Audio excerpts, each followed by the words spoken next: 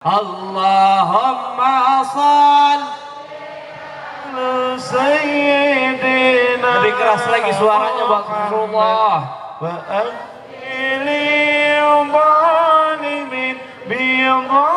sekali lagi. Assalamualaikum sahabat.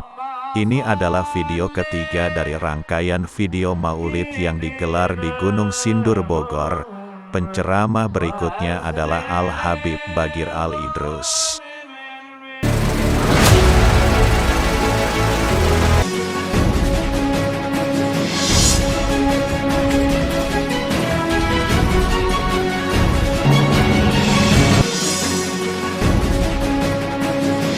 Yang ketiga dari Habib Bagir Al-Idrus.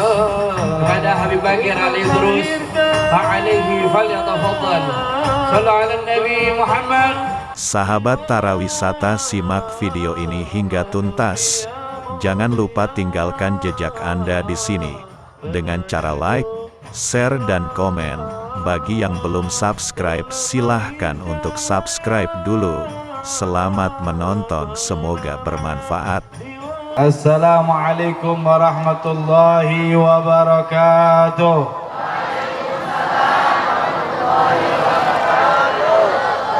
Alhamdulillah, alhamdulillahirabbil alamin, wa bihi nasta'in wa ala umurid dunya waddin. Allahumma salli wa sallim ala sayyidina Muhammadin wa ala alihi wa sahbihi wa barik wa sallim. Subhanaka la ilma lana illa ma 'allamtana innaka antal alimul hakim. Rabbi israh li sadri wa yassir li amri wahlul 'uqdatam min lisani yafqahu qawli. Amma ba'd. Hadatul habaib yang kita muliakan, para habaib, para cucu baginda Nabi Muhammad SAW yang tadi telah menyampaikan ilmu yang luar biasa daripada Guru Al-Faqir Al-Habib Al-Sayyid Ad-Dailallah Al-Habib Muhammad bin Abdurrahman Natas, mata'an Allah bituli hayatih. Semoga Allah panjangkan umur beliau, Allah subhanahu wa ta'ala berikan kesehatan jasmani dan rohani. Dan juga para kiai-kiai, para hadirin hadirat, mudah-mudahan keluar dari tempat ini Allah ampuni dosa-dosa kita semua. Keluar dari tempat ini Allah gabulkan hajat-hajat kita. Keluar dari tempat ini Allah tambahkan rasa cinta kita kepada Nabi Muhammad sallallahu alaihi wasallam. Jamaah yang dimuliakan oleh Allah subhanahu wa ta'ala, tadi kita mendengar daripada mauidhah hasanah daripada para habaib yang luar biasa, yang dimana yang mereka sampaikan adalah, inti daripada mereka sampaikan adalah supaya kita semakin cinta kepada Nabi Muhammad sallallahu alaihi wasallam. Dan ini adalah tujuan daripada peringatan Maulid Nabi Muhammad sallallahu alaihi wasallam, yang dimana menimbulkan rasa mahabbah cinta kita kepada Rasulullah sallallahu alaihi wasallam. Jamaah yang dimuliakan oleh Allah subhanahu wa ta'ala, tadi kita dijelaskan kepada Habib Muhammad bahwa syarat cinta ada 4. Ketika kita memiliki 4 ini, maka kita benar-benar mencintai Nabi Muhammad sallallahu alaihi wasallam. Nah, yang ingin saya sampaikan, yang ingin kita renungkan malam hari ini, kita bisa cinta kepada istri kita, betul? Yang muda-mudi bisa cinta dengan pacarnya, taat sama pacarnya, ya, taat sama suaminya karena cinta. Lalu kenapa kita tidak bisa cinta seperti kita cinta kepada istri kita, kepada Nabi Muhammad? Bahkan harus lebih. Kenapa? Karena tidak sempurna keimanan seseorang ketika mereka masih mencintai selain Nabi Muhammad lebih besar daripada Nabi Muhammad. Jamaah yang dimuliakan oleh Allah subhanahu wa ta'ala, Nabi Muhammad begitu tulus mencintai kita, begitu indah cintanya Nabi Muhammad. Bahkan jamaah yang dimuliakan oleh Allah, setelah Nabi Muhammad Isra wal Mi'raj, itu diriwayatkan Nabi Muhammad lebih banyak menangis, berdoa, munajat kepada Allah, sehingga saat itu Sayyidatuna Aisyah radhiyallahu anha melihat keadaan Rasulullah, beliau bertanya, "Ya Rasulullah, wahai suamiku, apakah umatmu menyakiti hatimu sehingga kau selalu menangis. Maka Nabi Muhammad SAW mengatakan kepada istri beliau Sayyidatuna Aisyah, tidak, akan tetapi aku memikirkan umatku sehingga aku tidak mau satupun dari umatku masuk ke dalam api nerakanya Allah Subhanahu wa ta'ala. Jamaah yang dimuliakan oleh Allah Subhanahu wa ta'ala, lihat begitu tulusnya Nabi Muhammad SAW. Dan ketika Allah Subhanahu wa ta'ala melihat keadaan Nabi yang seperti itu, Allah cintanya besar kepada Rasulullah, begitu dalam cintanya sama Rasulullah, sehingga Allah tidak menginginkan Rasulullah menangis karena memikirkan umatnya, sehingga Allah Subhanahu wa ta'ala memberikan kabar gembira kepada Nabi Muhammad SAW. Apa kata Allah? Wala sawfa yu'tika rabbuka fatardha. Ini ayat diturunkan oleh Allah melalui malaikat karena sebab Allah cinta kepada Nabi Muhammad dan tidak mau Nabi Muhammad dalam keadaan yang menangis memikirkan kita umatnya. Sehingga Allah katakan wala sawfa yu'tika rabbuka fatardha, kata Allah, akan aku berikan kepada engkau wahai Muhammad apapun yang kau mau, apapun yang kau minta, sehingga kau ridho kepada aku dan aku ridho kepada engkau. Ketika mendengar jawaban daripada firman Allah tersebut, apakah Nabi Muhammad menyebutkan keluarganya? Tidak. Beliau berdoa, ya Rabb salim ummati, ya Allah selamatkan umatku, selamatkan umatku ya Allah. Ini seketika mendapatkan ayat tersebut, lisan Nabi Muhammad menyebutkan selamat daripada umatnya. Karena kecintaan Rasulullah kepada umat, maka sungguh naif, sungguh hina, sungguh buruk orang yang mengkhianati cintanya Nabi Muhammad SAW. Bapak Ibu dimuliakan oleh Allah. Bu, saya mau tanya sama ibu nih, Bu, kalau ibu cintanya dikhianati sama suaminya, marah nggak Bu? Marah. Marah. Suami, bapak, kalau istrinya khianat atas cinta bapak, marah nggak? Marah. Bahkan bisa diceraikan. Bahkan bisa lebih dari itu. Mungkin bisa main tangan. Karena apa? Rasa marah karena cemburu istrinya mengkhianati cintanya. Sekarang kita balikkan dengan kondisi kepada Nabi Muhammad. Coba kita renungkan, yang kita khianati ini bukan cinta manusia biasa, tetapi cinta Nabi kepada kita, kita khianat dengan cintanya Nabi Muhammad kepada kita. Bayangkan bagaimana perasaan hati Nabi Muhammad SAW.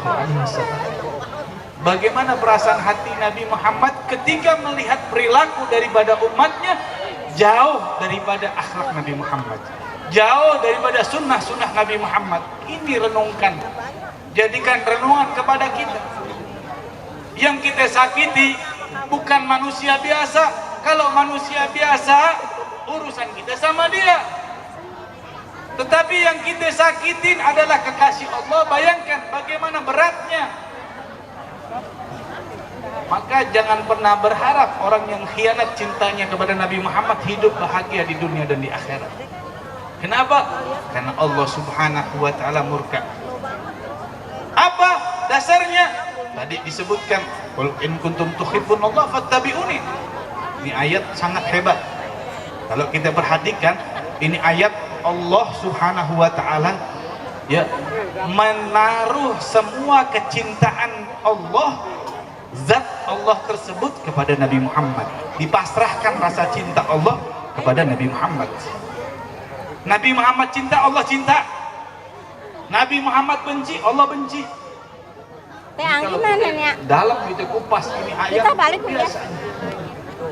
Seorang Allah Tuhan kita yang menciptakan seluruh alam ini menaruhkan zatnya, cintanya kepada Nabi Muhammad SAW. Makanya kalau Nabi Muhammad sedih, Allah pasti murka. Nabi Muhammad gembira, maka Allah pasti bahagia. Maka jamaah yang dimuliakan oleh Allah, tentukan pilihan kita. Kita ingin menjadi Nabi Muhammad tersenyum akibat perilaku kita, atau sebaliknya Nabi Muhammad murka, sedih akibat laporan amal kita yang disampaikan oleh malaikat atas perbuatan kita yang melanggar daripada syariat yang diajarkan oleh Nabi Muhammad SAW. Tentukan pilihan. Dan nanti ketika kita minta syafaat, jangan minta syafaat sama Nabi. Kita khianat cintanya sama Nabi, masa kita mau minta sama Nabi? Apakah kita nggak punya malu? Kita datang kepada Rasulullah, ya Rasulullah berikan syafaat kepada saya. Sedangkan di dunia kita khianat, di dunia kita jauh daripada sunnah-sunnah Nabi Muhammad. Gimana keadaan Rasulullah saat itu? Yang kita takutkan adalah Rasulullah tidak kenal dengan kita. Ini yang kita renungkan, jangan sampai Rasulullah tidak kenal akibat kita jauh daripada sunnah-sunnah Nabi Muhammad SAW. Maka jamaah yang dimuliakan oleh Allah, menyambung lagi hubungan kita, cinta kita kepada Nabi Muhammad. Tidak akan rugi orang yang jatuh cinta kepada Nabi Muhammad, akan selamat orang yang jatuh cinta kepada Nabi Muhammad. Ada satu cerita tentang bagaimana keadaan sahabat perempuan Nabi Muhammad yang begitu cinta kepada Nabi Muhammad. Ini ada sahabiah perempuan sahabat Nabi di zaman Nabi Muhammad SAW. Ini perempuan cantik terkenal, solehah, punya suami luar biasa, sahabat Nabi juga. Dia cintanya sama Nabi luar biasa. Ini perempuan terkenal cantik, tapi dia pakai hijab. Sehingga suatu saat ini perempuan jalan, nggak sengaja berpapasan dengan lelaki yang bukan mahramnya. Laki-laki itu suka penasaran, betul. Apalagi dengar perempuan itu cantik, dia pengen lihat wajahnya. Maka ini laki-laki penasaran dengan perempuan yang soleha yang cantik tersebut. Dia tahu nih perempuan cintanya luar biasa kepada Nabi Muhammad. Maka dia bilang sama perempuan, wahai fulanah, kalau kau benar cinta kepada Rasulullah, buka hijabmu.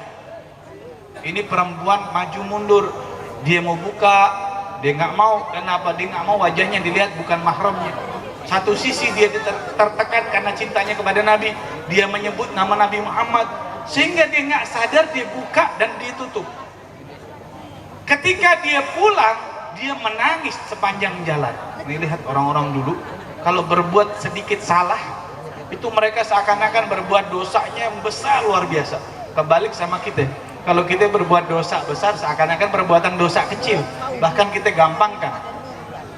Dia nangis, sampai di rumah dia lapor sama suaminya, wahai suamiku, maafkan aku telah berbuat dosa, aku telah begini-begini. Suaminya bingung, ini terkenal istrinya soleha. Maka suami nanya, perbuat dosa apa kamu? Diceritakan. Tolong sampaikan kepada Rasulullah bagaimana cara saya bertobat di hadapan Allah supaya Allah mengampuni dosa saya. Lihat keadaan wanita tersebut, begitu takutnya karena dia tidak sadar membuka wajahnya, wajah kepada orang yang bukan mahramnya.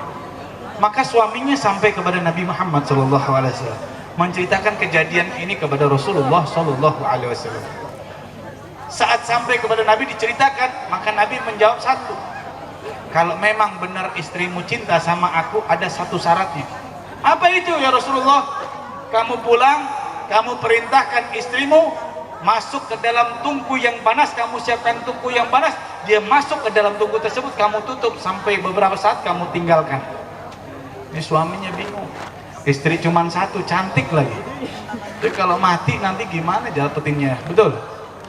Ini takut suaminya, tapi perintah Nabi Muhammad. Dia satu sisi dia cinta sama istrinya, dia cinta juga sama Nabi Muhammad. Sehingga dia pulang dalam keadaan bimbang.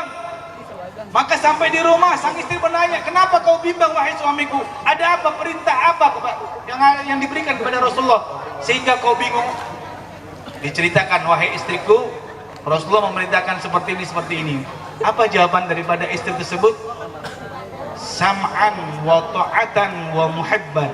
Kalau benar ini perintah dari kekasihku, aku telah mendengar dan aku taat dan aku cinta kepada kekasihku Nabi Muhammad SAW. Dia minta izin, wahai suamiku, ini perintah dari kekasihku Rasulullah, izinkan saya sebelum saya masuk ke dalam tungku yang panas, saya ingin mempercantik diriku karena ini perintah dari kekasihku, saya ingin dalam keadaan paling cantik di muka bumi ini. Dia perindah dirinya. Setelah cantik dia masuk ke dalam tungku tersebut, ditutup sama suami. Ditinggal beberapa saat, dibuka lagi sama suaminya. Apa keadaan istri tersebut? Masih utuh. bajunya tidak terbakar sedikit pun, kulitnya masih utuh seakan-akan tidak terjadi apa-apa. Bingung suaminya, lapor lagi kepada Nabi Muhammad menceritakan keadaan istrinya. Apa jawaban Nabi Muhammad? Begitulah keadaan pecinta sejati kepadaku, api dunia dan api akhirat tidak akan mampu membakar tubuh kulitnya. Ini keadaan orang-orang pecinta sejati. Tidak mungkin dia tersentuh api dunia dan di api akhirat, karena Allah menjamin tersebut. Begitulah keadaan orang-orang yang mencintai Nabi Muhammad SAW. Mudah-mudahan di dalam hati kita tertanam rasa cinta kepada Nabi Muhammad. Mudah-mudahan dengan berkah maulid ini di tempat ini, kita keluar dari tempat ini terdapat cinta kepada Nabi Muhammad. Buang cinta-cinta kepada orang lain, masukkan cinta kita kepada Nabi Muhammad SAW. Mudah-mudahan kita semua yang menjadi umat yang dicintai oleh Nabi Muhammad dan selalu mengikuti Nabi Muhammad SAW dan selalu membahagiakan Nabi Muhammad SAW. Ini saja yang bisa saya sampaikan sedikit, dan insya Allah memberikan manfaat karena masih banyak daripada penceramah-penceramah kita. Hadza minni wal afu minkum. Wassalamualaikum warahmatullahi wabarakatuh.